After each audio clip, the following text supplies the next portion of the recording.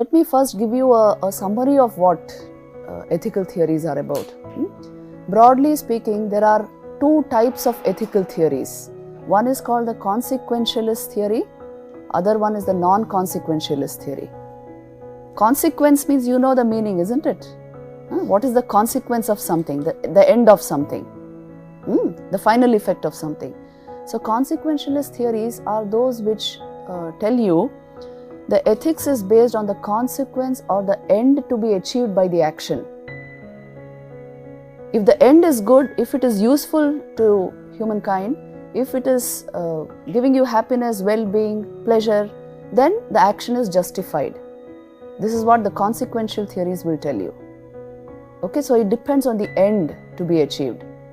So usually the end is taken to be happiness, utility, pleasure. These are the ends.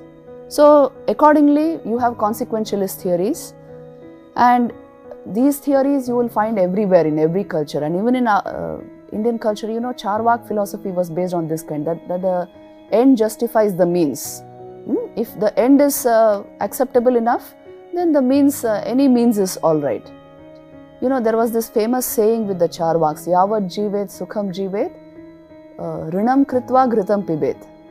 You've heard of it? This is the philosophy of materialists. Live well, even if you have to go into debt, but you must have ghee. That's the meaning.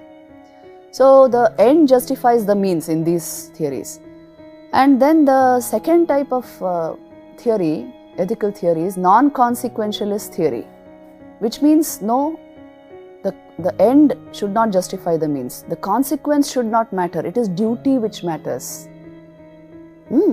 Ethics based on duty fulfilled by the action is non-consequentialist theory.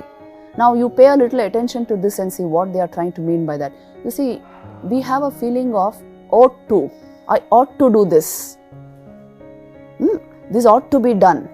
This is something which I cannot let go. We have this kind of a moral obligation within us, which always directs us to something which we feel we have to do. When there's a wrong action, something within us tells us, no, you can't do this. Isn't it? Popularly call it the conscience. But this ought to feeling is very strong in human beings. And this is what Kant called the categorical imperative, inner categorical imperative, which means there's an inner command which tells me what I ought to do, what I ought not to do. So this is an ethical system based on this. Are you getting the point? So it is duty based, not consequence, not end based, not the result based. Now many of the popular theories of ethics are non-consequentialist. It depends on your duty. What the action you are going to generate is going to depend on your duty, the rightness or wrongness of that action. You see, for a soldier, killing is a right action. Killing as such, violence may be wrong, but for a soldier, that is his duty. So the action is justified. So this kind of a theory this is called deontological theory. Even in the Bhagavad Gita, the Arjun is a warrior and he's being urged to fight, isn't it? Why is he being urged to fight? Because his dharma is that of a soldier, of a warrior. He has to protect the people. So the action is justified, which means action based on duty is what is seen in this branch of ethics. It is not based on consequence. It is not consequential.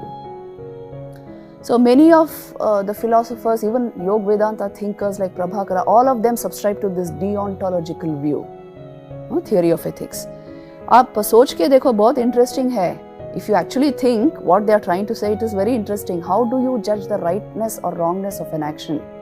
The third group of theories are called virtue ethics, which means it is based on the character of persons or the ethos of a particular community.